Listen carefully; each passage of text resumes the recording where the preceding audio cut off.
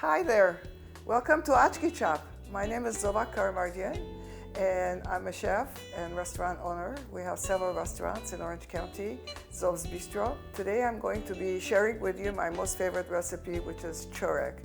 Choreg is an Armenian flavorful yeast bread. French use it as a brioche. Some people use it as a sweet bread. So there's all kinds of things. And what makes it really different is the spices that are used in the Choreg. The recipe for Choreg is in this one, Simply Zov. And we have many other recipes in this first book, which is Recipes and Memories from the Heart.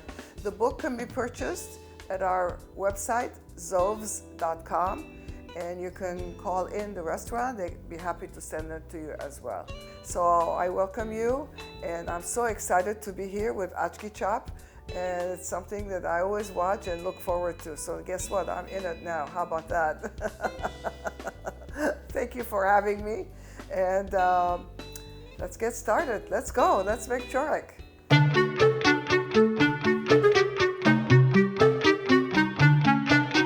Let's start with the ingredients for Choreg. Mahlab is something that it's a dry cherry seed. It's ground to powder. It has an intoxicating flavor. And anytime that you make Choreg, you have to have it, because if you don't have it, it's not Choreg. Then we have anise. I prefer using anise, which I just love. Some people use mastic. Mastic is a resin that grows on trees in the Mediterranean area, especially Greece area. And nigella seeds is another thing that's really interesting and delicious. Choreg is not really Choreg unless you use mahlab and nigella seeds. Okay, we're gonna start mixing the dough together now. We're gonna start with the yeast. Put the dry yeast in warm water and a couple of tablespoons of sugar, which will make it rise faster. Mix it up. Then we're going to add the eggs, 4 eggs. So we have warm milk here.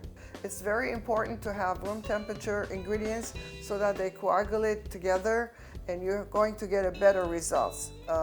Everything should be at room temperature because the dough will be at the same temperature. We have butter here, a stick of butter. We have some Crisco here, and you don't have to really use Crisco. I like using Crisco because it makes the dough really nice and soft. But you could substitute Crisco for more butter. Add 1.5 cups of sugar, and we're going to add the proofed yeast. So now what we're going to do is mix the dough together. How fun is that? I love making bread. That's one of my most favorite things to do, is making bread. We could move over. Here I have 9 cups of flour. I saved some of the flour here extra, from the mix, just in case it might be too much, because weather has a lot to do with the temperature of the dough. So if the weather is perfect, you can actually use 9 of the cups, but you don't want to take a chance. So just take some out in case it gets really wet, and you keep adding to it. If you add it all at once, then it's really going to change the recipe. We're gonna add 1/2 teaspoon of salt, anise, the ground powdered anise. You can buy the anise in seeds and then just pulverize it in your coffee grinder. Nigella seeds, like we told you about. Nigella seeds is also a antihistamine. When I was in Morocco many years ago, we went to this wonderful spice shop. They had 150, 200 types of spices, and the gentleman was demonstrating what uses are for the nigella seeds. It's used in cheeses, of course in breads, and also it's medicinal. It's an antihistamine. You roll it in a little cloth really tightly, and you smell that, and it opens all your pores in the nostril. It's really amazing, and I tried it and it works. So mahlab, again, we're mixing all the dry ingredients together. Then slowly we're going to add the liquid to the bowl until it comes together. We're gonna start with a paddle attachment to your mixer. You can do this also, mix the whole thing in a large bowl and just use your hands for that. As you can see, the dough is pretty wet right now, so I'm going to add a little bit more of the flour that I saved. All depends on the temperature. Now what I'm going to do is add the dough hook, which will need the dough. And I'm gonna put it on a faster speed so the dough comes together, and we're gonna do that for about 5 minutes. As you can see, We are adding the flour slowly because the dough was a little sticky, and that's why you don't want to add the whole flour, because you don't know how the temperature, it's all on the temperature and the moisture in the room. So now we're going to let that just do its work until it's nice and soft and pliable. Okay. Going to oil the bowl with a little bit of olive oil so they don't stick to it. As you can see how nice and silky the dough has become. We actually did not use the whole flour in here because it wasn't necessary. If I had put in all this flour into the bowl, it was going to be a very tough dough, and we didn't want that. We wanted a nice and silky dough. So it's all by touch and feel. It should be more like silky, that you could pull it apart. Always make a cross. Bless it because it is blessed. Then we're just going to add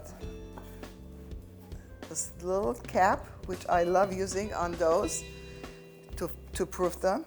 We let it sit until it's double in size. So now that our dough has risen, let's see what it looks like. Wow, look at that. It doubled in size. It took about 1.5 to 2 hours to rise again. So now what we're going to do is we're going to take pieces at a time, about 2-3 ounces each.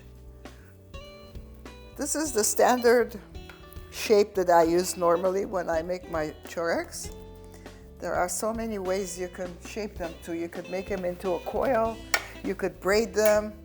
I'm going to show you different shapes. So what you do is you kind of twist it like that and make a nice braid. And don't keep them too close together because they're going to rise double in size as well. But the way I'm doing is really the traditional way that usually most people do. Or, I'll show you in a second. Go like this, you make a nice twist. Just like a braid like that. Make a nice coil. Like that, you go. Yep, like that. Make sure you put a parchment paper underneath the pan so they don't stick to the pan. This way you just throw it away. So much easier.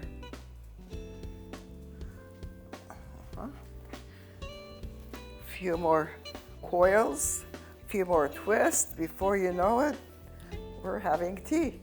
If you would like to order mahlab or nigella seeds from Amazon, go to the link below and you'll be able to buy it immediately from there. Now what we're going to do is we're going to take 2 eggs and an egg yolk and really, really beat it.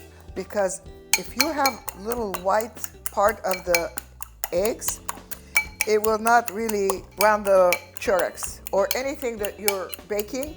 Make sure it's really, really well beaten. You should not have any white stringing along. Brush the eggs over each choreg. What the egg yolks does is gives it a wonderful shine and also browns them really evenly. Make sure you put the egg yolks all around the sides and top of the choreg. Then here we have some sesame seeds that are not toasted, untoasted sesame seeds. This is the topping, icing on the cake by finishing up with the sesame seeds.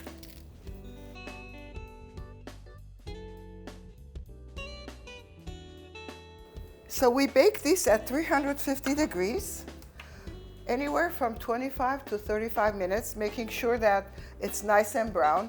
The most important thing is to keep rotating the trays so you have it all even brown. So then what you do is you let it just rest a little bit, and then you can put it in a desired containers. You could freeze this really well. You could freeze it up to a month, even more, in a nice Ziploc bags. Those are the best kind. So our choreg is all done. How beautiful they are. Look at that. So easy to make. It's just a little bit of patience. That's all it takes. We have Armenian coffee that I have made for you. How better way to have this morning, afternoon, or night. Here you go, folks.